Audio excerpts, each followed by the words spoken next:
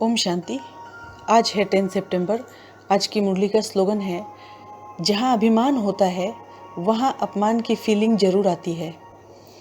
तो अगर हमको चेक करना चाहिए कि अगर हमको हर छोटी छोटी बात में अगर हमको अपमान की फीलिंग आती है, अगर हमको लगता है कि इसमें हमारा अपमान हो रहा है या कोई हमारी इंसल्ट कर रहा है और हर छोटी छोटी बात में, तो समझना चाहिए कि इसका अर्थ ही है कि हमारे अंदर अभिमान है कहीं ना कहीं सूक्ष्म में।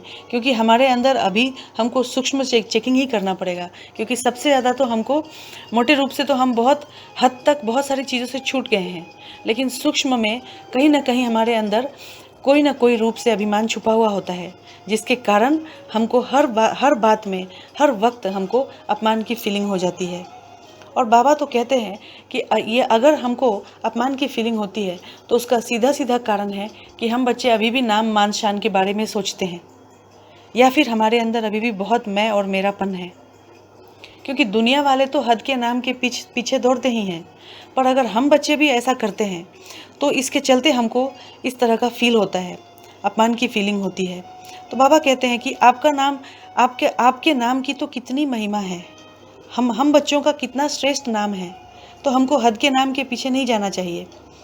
और अगर हम ऐसा करते हैं तो हम सोचते हैं कि मैं तो सदा अच्छा काम करता हूँ और हमारा कोई नाम ही नहीं लेता, हमको कोई अप्रिशिएट ही नहीं करता और हमेशा हमारा नाम पीछे रह जाता है, मेरा नाम तो कोई लेता ही नहीं, सेवा मैं करता हूँ और नाम दूसरे का हो जाता है।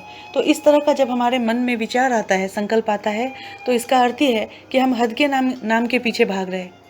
चाहे हम कुछ भी करें, हमको सब कुछ बाबा के ऊपर सौंप देना चाहिए और संपूर्ण ट्रस्टी होकर चलना चाहिए। अगर हम ये बात अपनी स्मृति में रखेंगे तो हमारे अंदर ये भावना समाप्त हो जाएगा। तो बाबा इसलिए हमको कहते हैं कि हमको ऐसा कुछ भी नहीं सोचना चाहिए कि लोग हमको मान नहीं देते या पूछते नहीं हैं, यह सब व्यर्थ है। बाबा बोलते हैं ऐसा सोचना ही व्यर्थ है, क्योंकि हम जितना हद के मान के पीछे दौड़ेंगे तो कोई भी हद की जो चीज़ होती है वह परछाई के समान होती है, और परछाई तो हमेशा परछाई के पीछे पड़ने से तो कभी परछाई हमको मिलेगी ही नहीं। तो यह हद के मान और हद के नाम की जो परछाई है, यह इससे हमको छूटना है, क्योंकि यह तो माया के धूप के भांति दिखाई देती है, बाबा कहते हैं।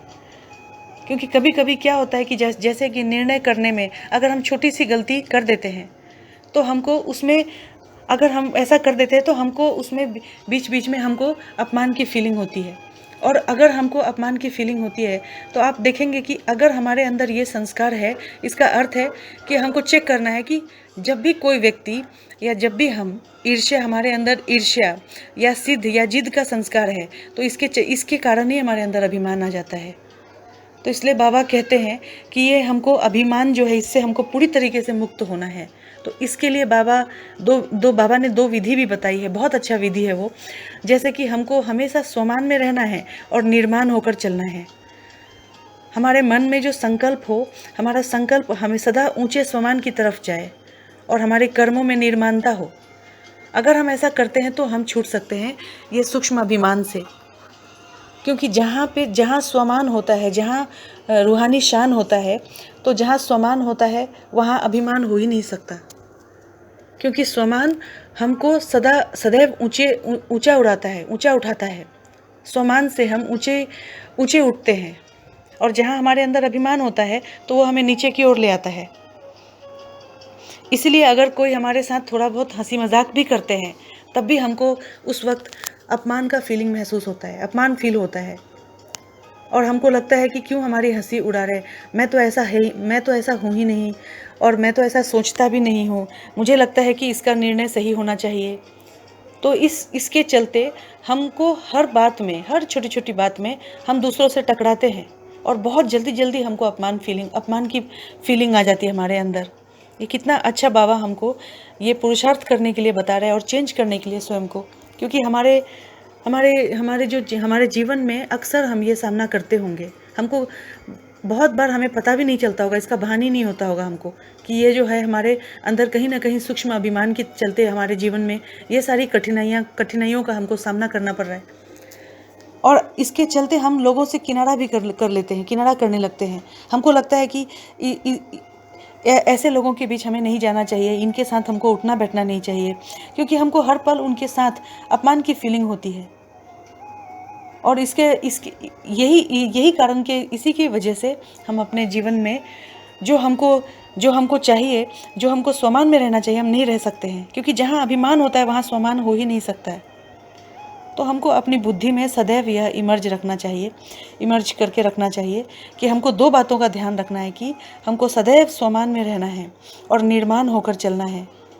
हमारे कर्मों में निर्माणता हो, हमारे बोल चाल उठना बैठना जो भी है वह सब हमारा स्वमान से भरा हुआ हो, निर्माणता से भरा हुआ हो। तो जहाँ अगर हम श्रेष्ठ स्वमान में रहते हैं तो हम सदैव ऊंचाई की ओर बढ़ते रहते हैं। तो इसीलिए बाबा हमको इसको समझाते हैं कि जो भी हम अपने जीवन में अगर हमारे अंदर कहीं पे भी सूक्ष्म अभिमान रहा हुआ है तो हमको इसको चेक करके चेंज करना चाहिए, और ऐसा करने से ही हम इससे पूरी तरीके से मुक्त हो सकते हैं। तो इसलिए आज बाबा ने हमको याद दिलाया आज की स्लोगन में कि अगर हमारे अंदर अभिमान है तो हमको अपमान की फीलिंग सदैव होती रहेगी, तो इसको हमको चेक करके चेंज करना है। ओम शांति।